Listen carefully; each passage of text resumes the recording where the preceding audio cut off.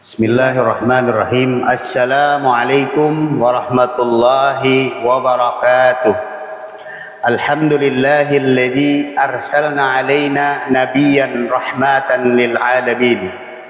Allahumma salli ala sayyidina Muhammadin miftahi babi rahmatillah adada ma fi ilmillah salatan wa salaman daimaini bidawami mulkillah wa ala alihi wa ashabihi wa mawalah, amma ba'du. Dewan juri yang terhormat, kaum muslimin rahimakumullah.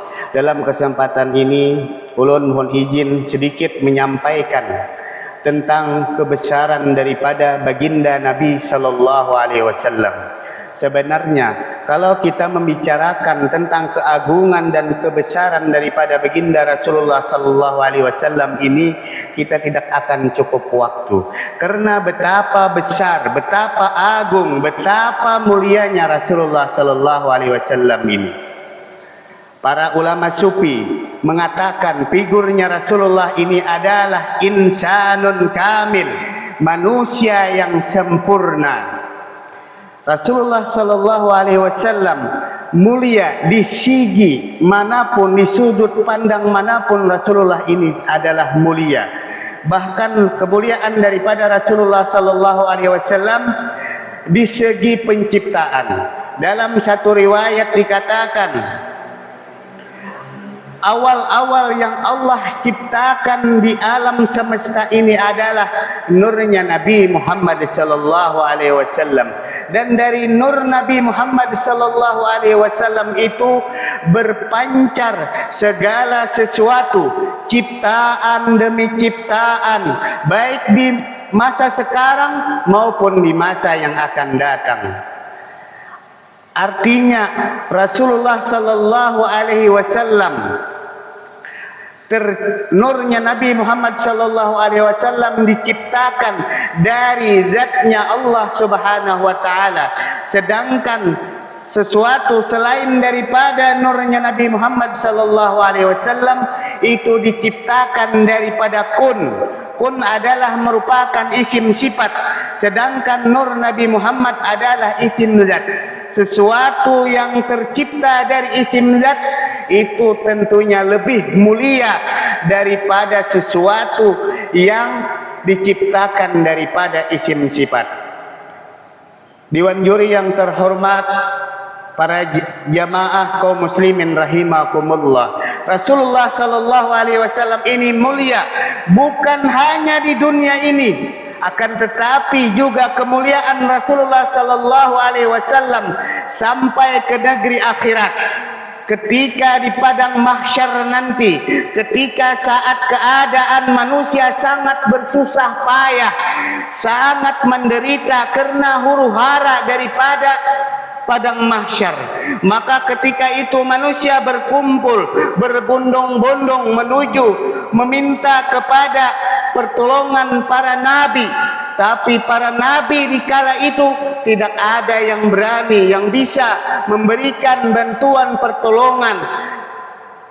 Para nabi yang didatangi oleh manusia ketika itu menjawab dengan nafsi-nafsi. Akan tetapi setelah datang kepada Rasulullah sallallahu alaihi wasallam, maka Rasulullah sallallahu alaihi wasallam langsung berdiri dan mengatakan, ana syafi'un, akulah, ujar Rasulullah sallallahu alaihi wasallam, yang akan nanti memberikan syafaat. Maka di akhirat, di padang mahsyar nanti, setelah di padang mahsyar nanti, kalau tidak daripada syafaatnya Rasulullah, maka tidak ada seorang pun yang dapat memberikan syafaat. Dewan juri yang terhormat dan kaum muslimin rahimakumullah, apa sih sebenarnya tujuan daripada Rasulullah sallallahu alaihi wasallam diutus ke dunia ini? Tidak lain dan tidak bukan adalah untuk memperbaiki umat, untuk memperbaiki akhlaknya umat. Sebagaimana Rasulullah sallallahu alaihi wasallam mengatakan dalam sebuah hadis, inna arsalna sebagaimana Rasulullah sallallahu alaihi wasallam mengatakan dalam sebuah hadis, innama buistu liutammima makarimil akhlak. Al hadis atau kama qala Nabi sallallahu alaihi wasallam, yang artinya hanya saja ujar Nabi, aku diutus ke dunia ini untuk memperbaiki, untuk menyempurnakan akhlaknya manusia. Jadi tujuan Rasulullah sallallahu alaihi wasallam diutus ke dunia ini untuk memperbaiki akhlaknya manusia. Dan ini juga disebutkan oleh Allah Subhanahu wa taala di dalam Al-Qur'an surah Al-Ahzab ayat ke-21. A'udzu billahi minasyaitonir rajim. Laqad kana lakum fi Rasulillahi uswatun hasanah ila akhiril ayat. Sungguh bagi kalian di dalam dirinya Rasulullah itu ada contoh suri tauladan yang baik. Allah Subhanahu wa taala juga mengatakan bahwasanya di dalam diri Rasulullah itu ada contoh atau suri tauladan yang baik. Jadi setiap apapun yang dilakukan oleh Rasulullah, baik itu perkataan, perbuatan, itu adalah merupakan sesuatu yang dapat kita ambil contoh.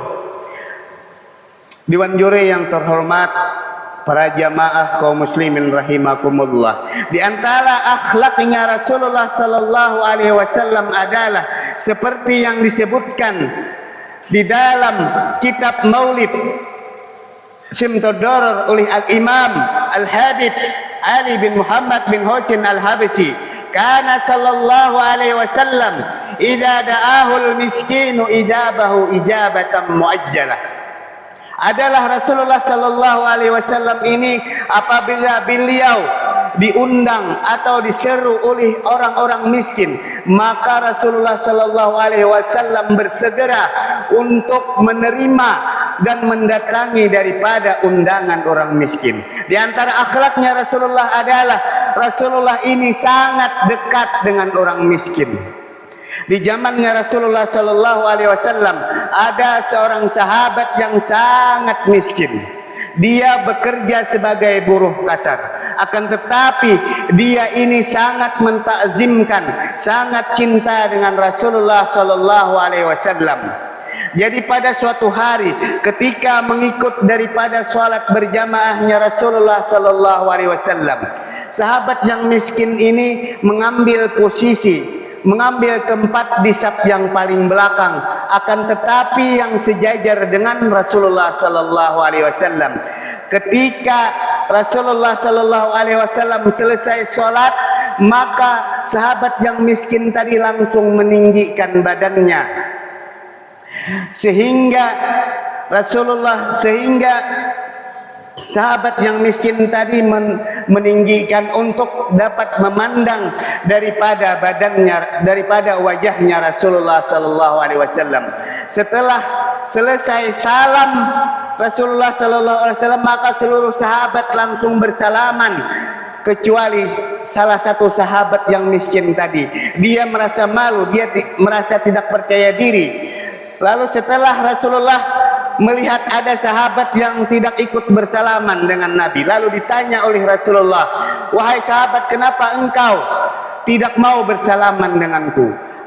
Lalu dijawab oleh laki-laki yang miskin tadi, ya Rasulullah, bukan aku tidak ingin bersalaman dengan engkau ya Rasulullah, tetapi aku tidak mau tanganku yang kasar ini menyakiti tanganmu ya Rasulullah, tanganmu sangat lembut.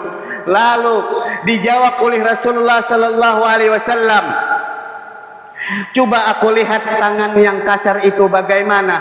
Setelah diperlihatkan oleh sahabat tadi tangan yang kasar itu, maka langsung disambar dan dicium oleh Rasulullah. Lalu dikatakan oleh Rasulullah, ini adalah tangannya ahli surga. Dengan tangan inilah dia bekerja untuk mencari, mendapatkan nafkah yang halal. Itu adalah akhlaknya baginda Nabi sallallahu alaihi wasallam. Semoga kita dapat mencontoh daripada akhlak-akhlaknya baginda Rasulullah sallallahu alaihi wasallam. Demikian yang bisa ulun sampaikan. Mudah-mudahan ada manfaat khusus bagi ulun sendiri dan manfaat bagi kita semua. Hadanallahu wa iyyakum ajmain wallahu muwaffiq ila aqwamit thoriq. Wassalamualaikum warahmatullahi wabarakatuh.